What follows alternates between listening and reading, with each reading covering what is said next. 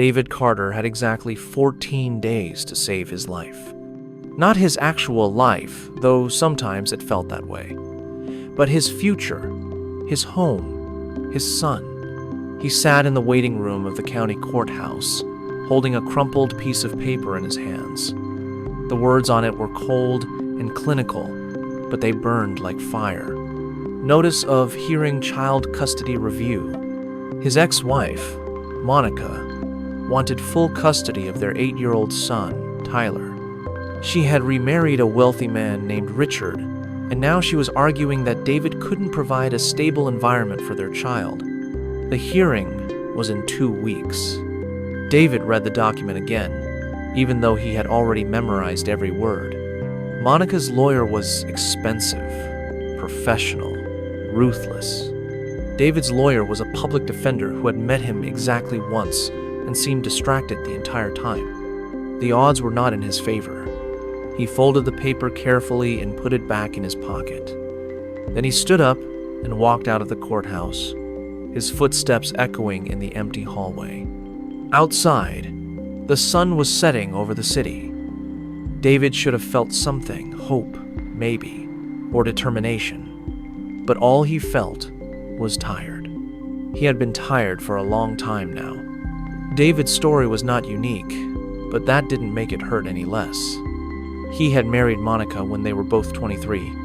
Young, hopeful, stupid, maybe. They had Tyler 2 years later, and for a while, things were good. But good things don't always last. Monica wanted more money, more status, more everything. And David, who worked as an electrician for a small company, couldn't give her what she wanted, so she found someone who could. The divorce was ugly. Monica got the house, the car, and primary custody of Tyler. David got weekends, a small apartment on the wrong side of town, and a mountain of debt from the legal fees. But he never stopped fighting. Every weekend, without fail, he picked up Tyler and made sure his son knew he was loved. They went to parks, watched movies, built model airplanes together. It wasn't much, but it was everything. Now Monica wanted to take even that away. Her new husband, Richard, was a real estate developer with connections everywhere.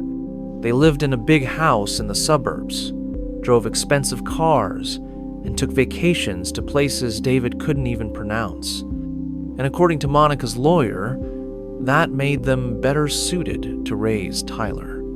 David had tried to hire a private attorney, but the retainer alone was more than he made in 3 months. So he was stuck with a public defender, a young woman who seemed overwhelmed by her caseload and gave him a 50-50 chance at best. 50-50. Those odds might sound reasonable for a coin flip, but this was his son, his reason for getting up every morning, his entire world. 50-50 wasn't good enough. David drove home in his old pickup truck, the engine making that worrying sound it had been making for weeks. He couldn't afford to fix it. He couldn't afford much of anything these days. His apartment was on the 3rd floor of a building that had seen better decades. The elevator was broken again, so he climbed the stairs slowly, his body aching from a long day of work. Inside, the apartment was small but clean. David had always been neat, a habit from his time in the military before he met Monica. The furniture was second-hand, but well-maintained. The walls were decorated with Tyler's drawings and photos of the two of them together. David sat down on the couch and stared at the ceiling. 14 days. He had 14 days to somehow prove that he deserved to be in his son's life. 14 days to convince a judge that money wasn't everything. 14 days to fight against a system that seemed designed to crush people like him. He closed his eyes and thought about Tyler. 8 years old. Brown hair that never stayed flat, no matter how much you combed it. A gap-toothed smile that could light up any room. A laugh that sounded like pure joy. David would do anything for that boy. Anything. He just didn't know if anything would be enough. 3 days before the hearing, David's life changed forever.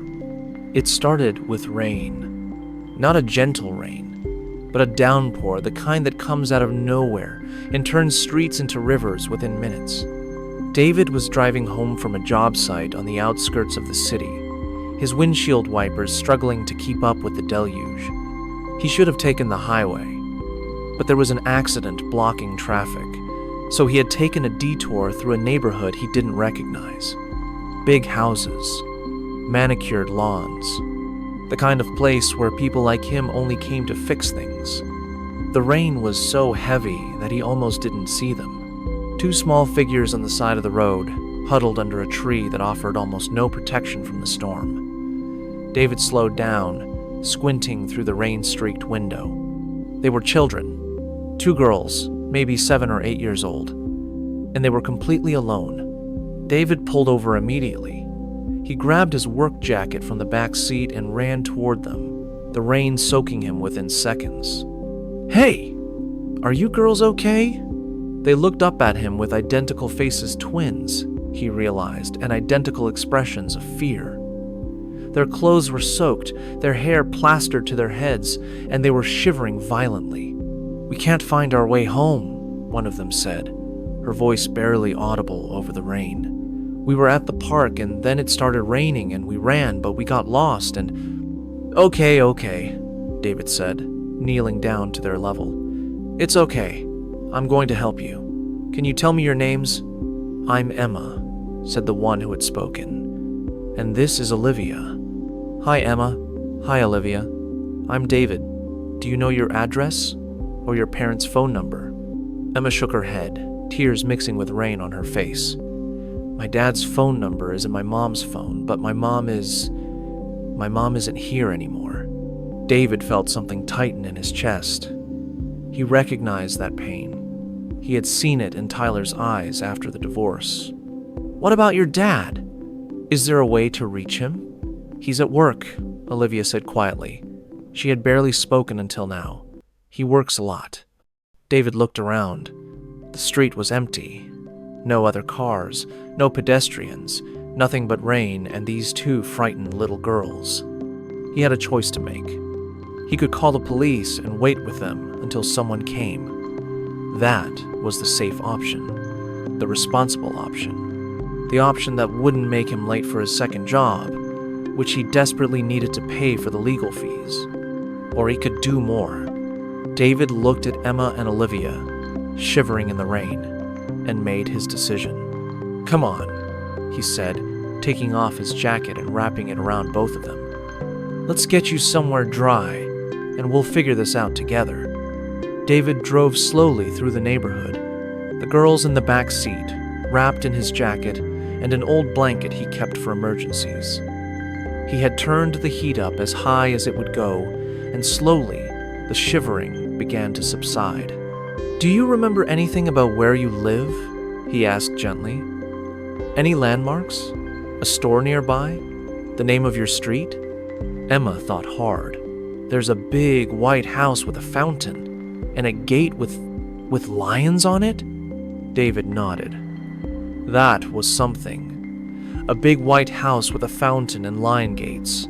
In this neighborhood, that actually narrowed things down. He drove around for almost an hour, the girls giving him directions based on what they remembered.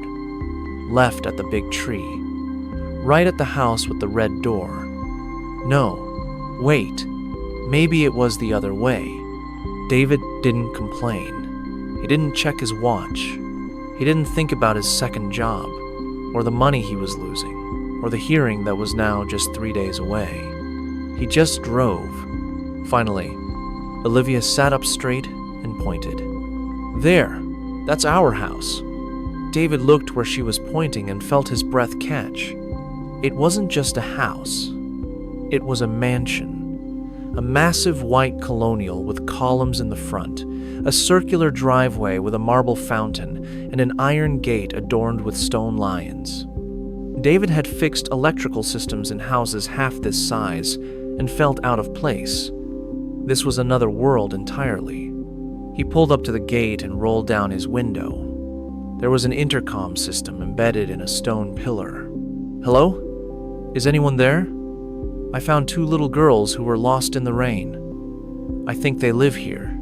For a long moment, there was only static. Then a woman's voice, frantic and tearful. "Emma? Olivia? Oh my God, are they okay? I'm opening the gate right now." The massive iron gate swung open, and David drove slowly up the long driveway. By the time he reached the front door, a woman had already run outside, not caring about the rain, her arms open wide. "Emma! Olivia!" The girls tumbled out of the truck and into her arms, all 3 of them crying and hugging and talking at once. David stayed in his truck, watching.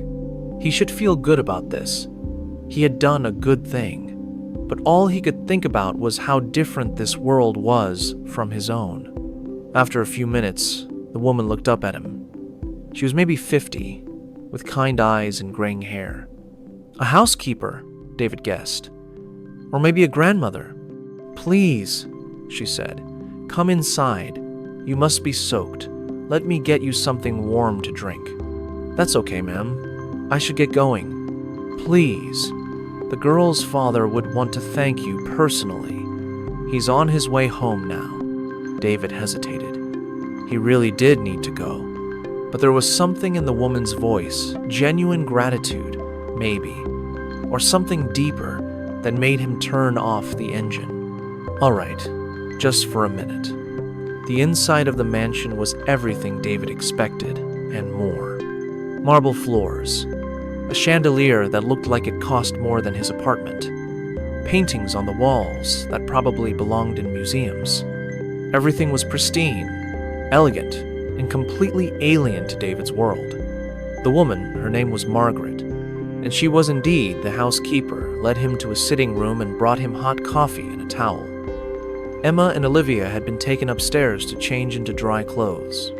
David sat on a couch that probably cost more than his truck and tried not to drip rainwater on anything. "Thank you so much for what you did," Margaret said, her eyes still glistening with tears. "When the girls didn't come home from the park, we were terrified. Their father has been searching everywhere."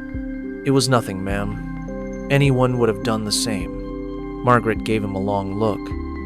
"No, they wouldn't have. Most people would have called the police and left. You stayed with them. You drove around in the rain for over an hour to find their home." David didn't know what to say to that, so he just sipped his coffee. "Can I ask what you do for work?" Margaret asked. "I'm an electrician. I work for a small company across town." "An electrician," she repeated, nodding slowly. "And do you have children of your own?" David's jaw tightened. "A son, Tyler. He's 8, same age as the girls, I think. They're 7, but close. Is your son with you?" "His mother has primary custody. I see him on weekends." Margaret's expression shifted slightly, becoming softer, more understanding. "That must be difficult." "It is what it is," David said. He had learned a long time ago not to complain about things he couldn't change. "I'm just trying to do my best for him." Before Margaret could respond, the front door opened, and footsteps echoed across the marble floor. "Margaret? Are they here? Are they safe?" A man appeared in the doorway of the sitting room. He was tall, probably in his early 50s, with silver hair and sharp features. He was wearing a suit and overcoat, both soaked from the rain, but he didn't seem to notice. "They're upstairs changing, sir," Margaret said. "They're perfectly fine, thanks to this gentleman." The man's eyes turned to David, and something flickered across his face. David couldn't identify what it was, surprise, maybe, or recognition, though that didn't make sense. "You found my daughters?" David stood up. "Yes, sir. They were lost near Miller Park. I drove them around until they recognized the house." The man crossed the room and extended his hand. His grip was firm, his gaze intense. "I don't know how to thank you. I'm James Harrison." "David Carter.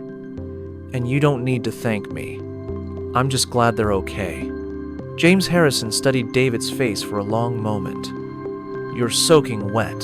You must be freezing." "I'm fine, sir." "Really? Please, stay. At least until the rain stops. Let Margaret get you some dry clothes. We owe you that much." David wanted to refuse.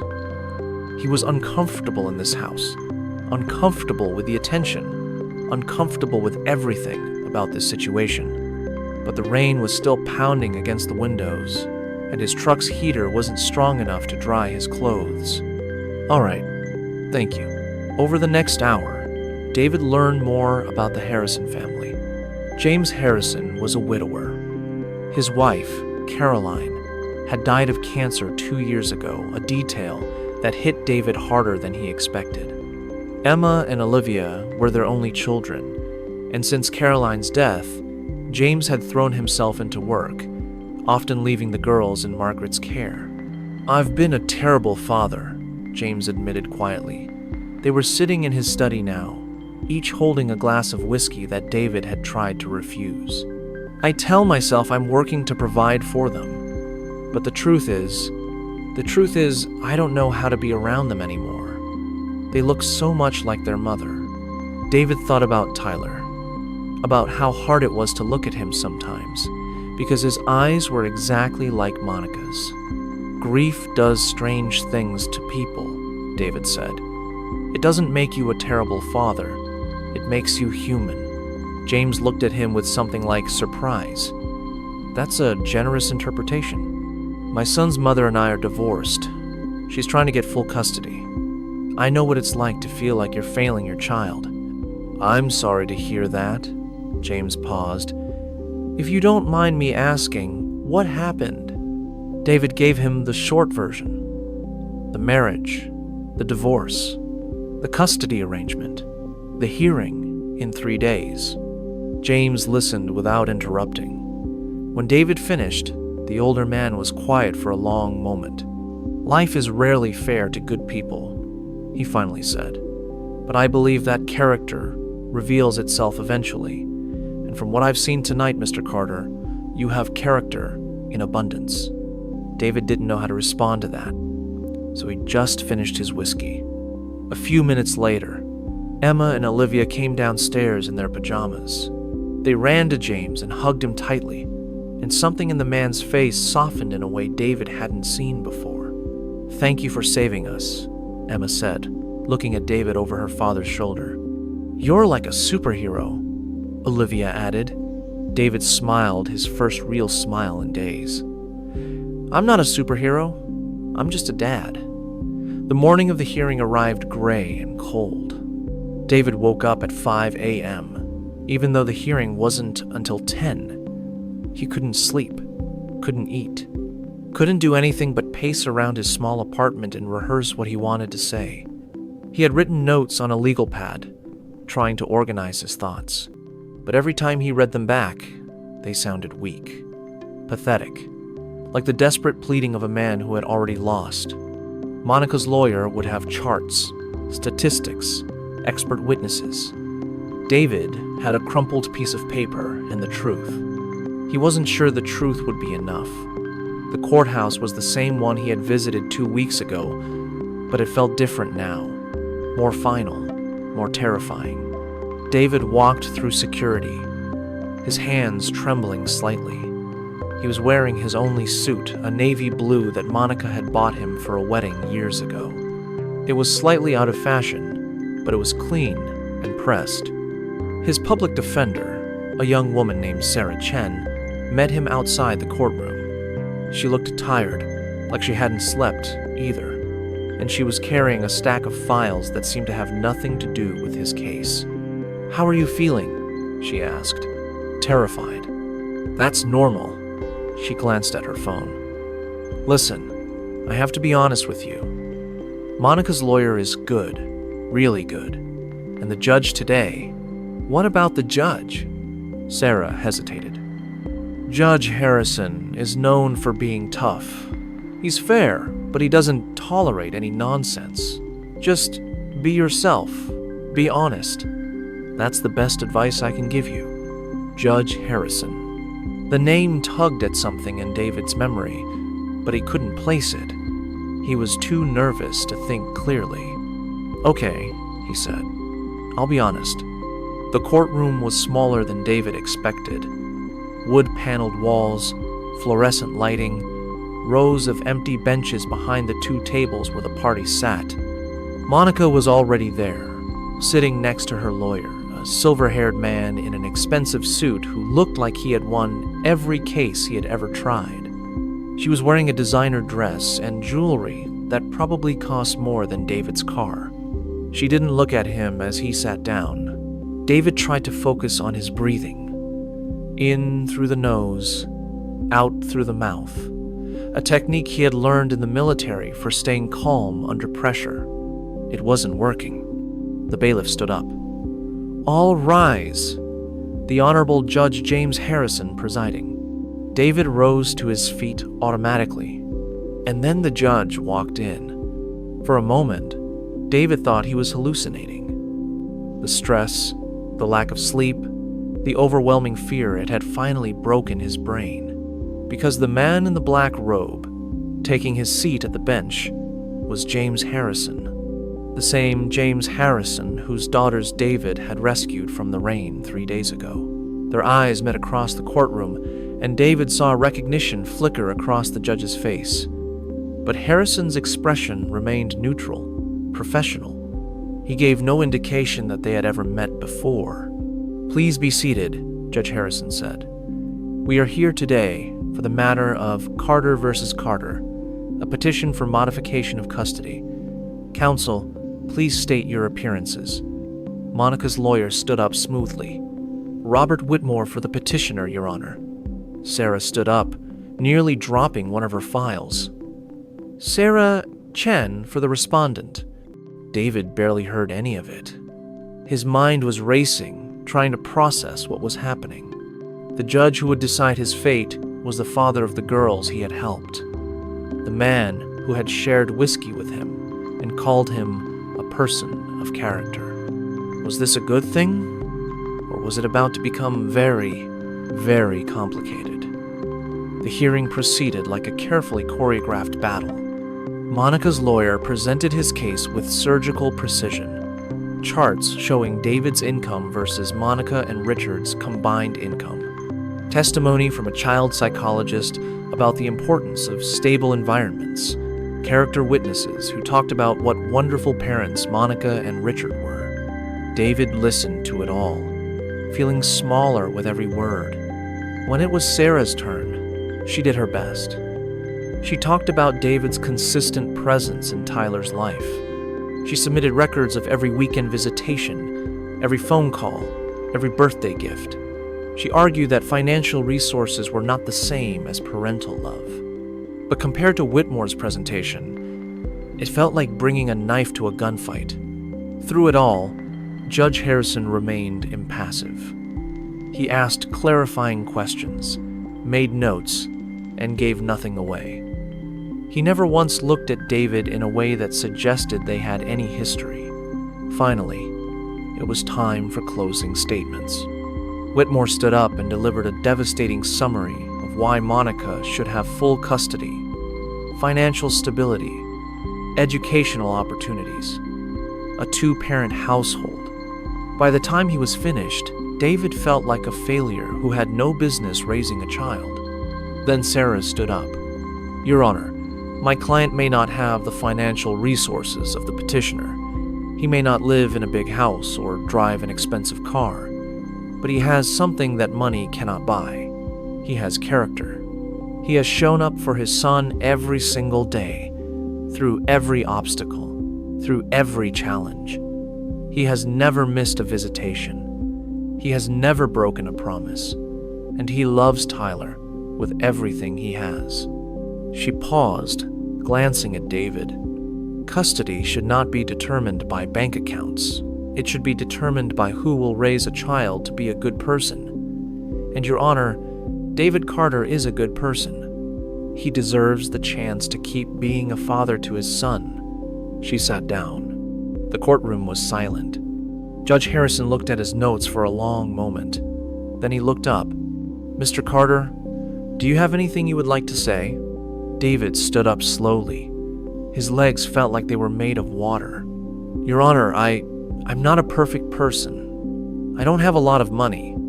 I can't give Tyler everything his mother can give him, but I can give him my time, my attention, my love. He swallowed hard. 3 days ago, I was driving home in the rain when I saw 2 little girls lost on the side of the road. I had somewhere to be. I was already running late, but I stopped anyway, because that's what you do when someone needs help. I spent over an hour driving around in the storm until we found their home. David saw Judge Harrison's expression shift almost imperceptibly. I didn't do it for a reward. I didn't do it because I expected anything in return. I did it because that's the kind of person I want to be, and that's the kind of person I want to raise my son to be. He took a deep breath. Your Honor, I know the law looks at income and stability and all those things, but being a father isn't about what you have. It's about who you are, and I am Tyler's father. I will always be Tyler's father. Please, don't take that away from me. David sat down. The courtroom was completely silent. Judge Harrison stared at him for what felt like an eternity. Then he spoke. Mr. Carter, I need to disclose something to the court. 3 days ago, my twin daughters were lost during a rainstorm. A stranger found them, drove them around for over an hour, and delivered them safely to my home. That stranger was David Carter. A murmur rippled through the courtroom. Monica's lawyer looked confused. Sarah looked stunned. I want to be clear, Judge Harrison continued, his voice steady. This disclosure is for the sake of transparency. I am required to offer recusal if either party believes I cannot be impartial. However, I want to state for the record that my decision today is based solely on the evidence and testimony presented in this courtroom, and on my assessment of what is in the best interest of the child. He looked at Whitmore. Counsel for the petitioner, do you wish to request recusal? Whitmore glanced at Monica, who whispered something urgently. After a moment, he stood up. No, Your Honor. We trust the court's impartiality. Counsel for the respondent? Sarah shook her head quickly.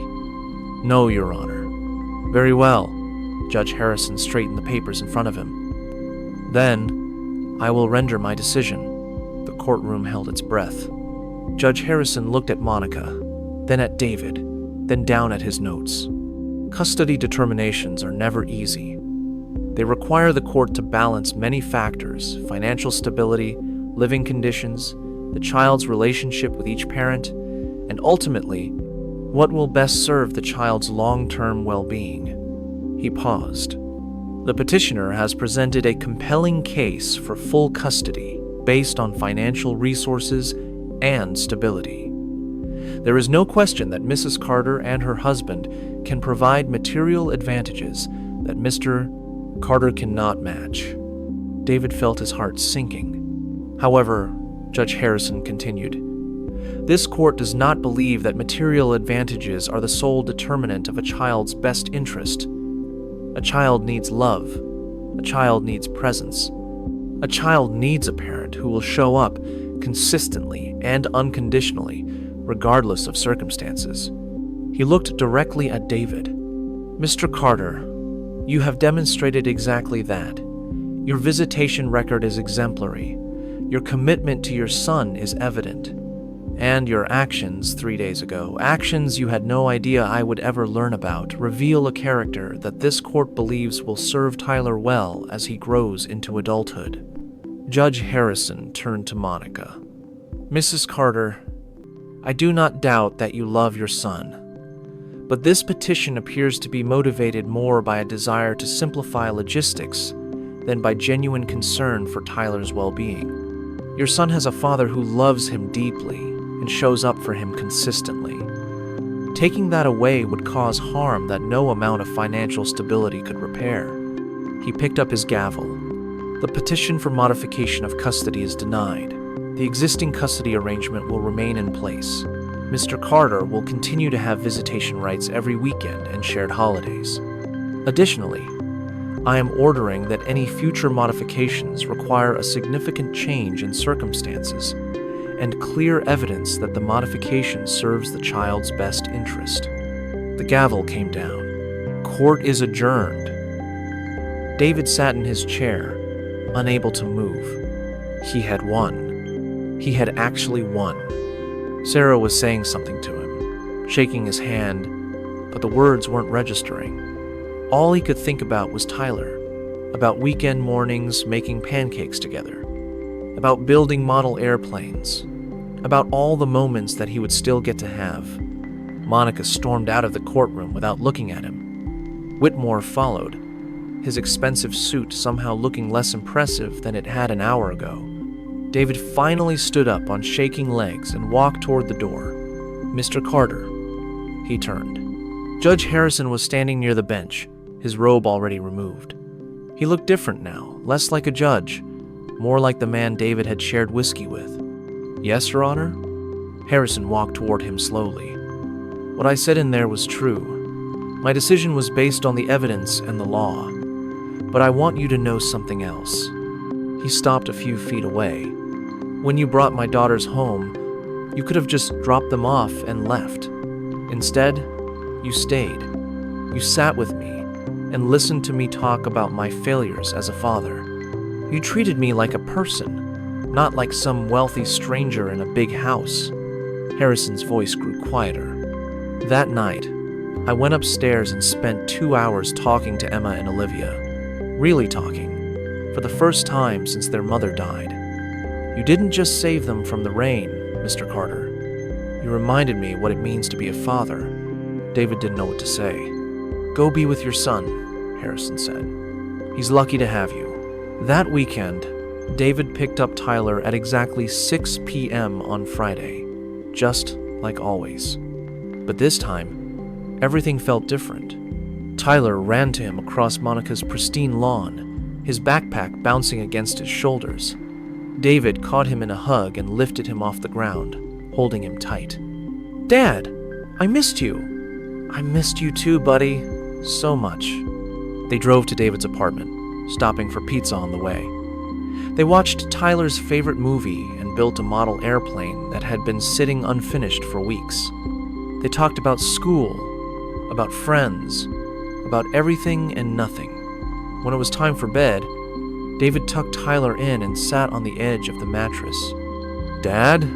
Tyler asked, his eyes already heavy with sleep. "Yeah, buddy? Mom said there might be some changes, but you're still going to be here, right? I'm still going to see you?" David felt tears prick at his eyes, but he smiled. "I'm always going to be here, Tyler. No matter what, I promise." Tyler smiled and closed his eyes. Within minutes, he was asleep. David sat there in the darkness, listening to his son breathe.